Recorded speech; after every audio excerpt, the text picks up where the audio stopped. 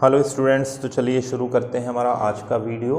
और हमारा ये वीडियो जो है ये बेस्ड है मोलैरिटी के कुछ न्यूमेरिकल्स के ऊपर।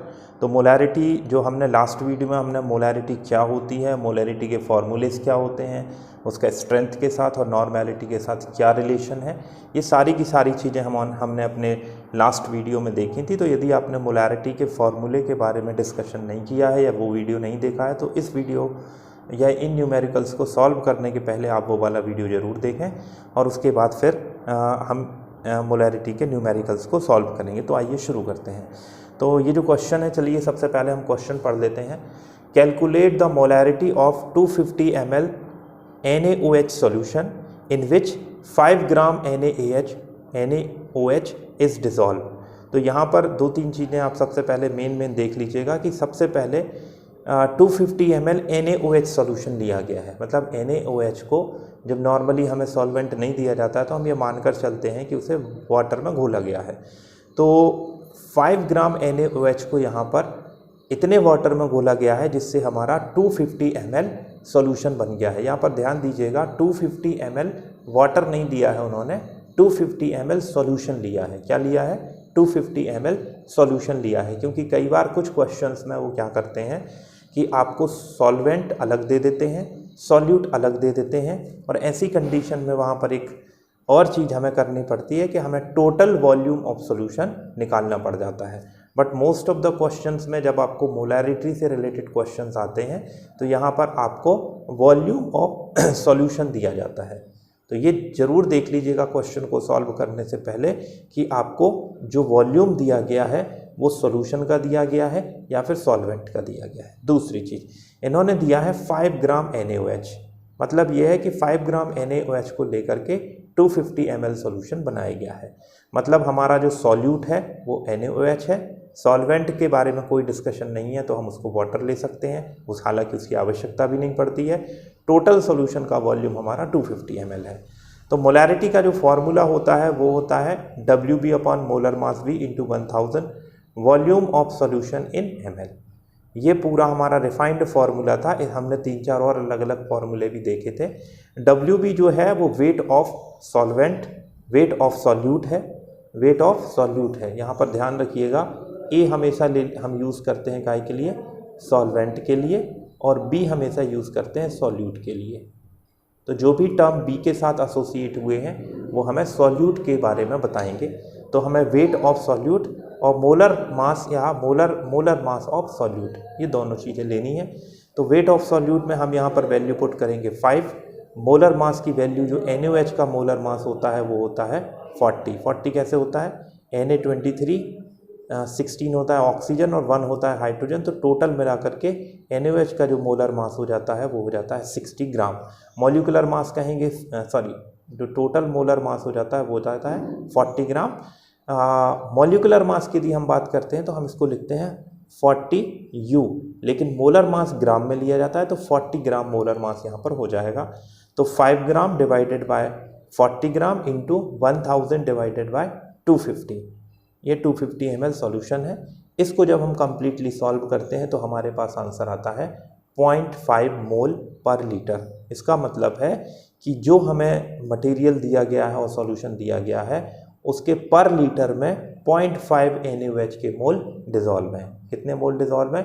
0.5 NaOH के मोल डिज़ोल्व हैं। तो ये हमारा क्वेश्चन का एक पोर्शन यहाँ पर सॉल्व हुआ। अब इसके बाद इसी क्वेश्चन को हम आगे बढ़ाते हैं और कई बार आपसे पूछ लिया जाता है कि स्ट्रेंथ बताइए, सॉल्यूशन की स्ट्रेंथ क्या होगी। तो हम लोगों ने फॉर्मूला सीखा था मोलैरिटी का और स्ट्रेंथ के बीच का एक रिलेशन हम लोगों ने अपने वीडियो में देखा था कि मोलैरिटी का मॉलिक्यूलर मास से मल्टीप्लिकेशन करने पर स्ट्रेंथ बनता है, या फिर मोलैरिटी इज इक्वल टू होता है strength divided by molecular mass. Strength divided by molecular mass, ये फॉर्मूला हमने यूज़ किया था। तो स्ट्रेंथ यदि हमें निकालनी होगी तो हम क्या करेंगे? Molarity into molecular mass. इस फॉर्मूले का बहुत इस्तेमाल हम करते हैं जब हम 12th क्लास के एक्सपेरिमेंट प्रैक्टिकल्स करते हैं केमिस्ट्री के, क्योंकि वहाँ पर आपको स्ट्रेंथ भी निकालनी पड़ती है और मोलैरिटी भी निकालनी पड़ती है। तो इस फॉर्मूले का इस्तेमाल वहाँ होता है।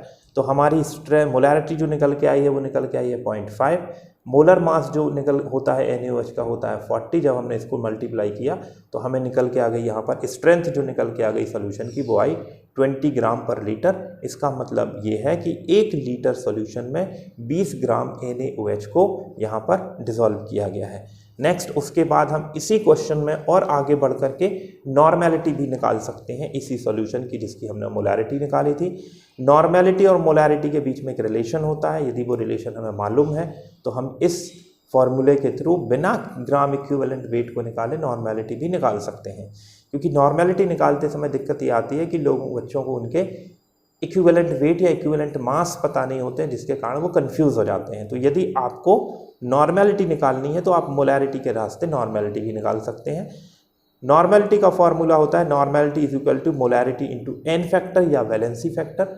और वैलेंसी फैक्टर मैंने आपको बताया है कि जब कोई जैसे कोई एसिड है तो एसिड जितने H+ डोनेट करता है, जितने H+ डोनेट करता है, या जो कोई बेस होता है वो जितने OH- डोनेट करता है वही उसका एन फैक्टर या वैलेंसी फैक्टर होता है। तो यहाँ हमारे पास क्या है, यहाँ हमारे पास NaOH है।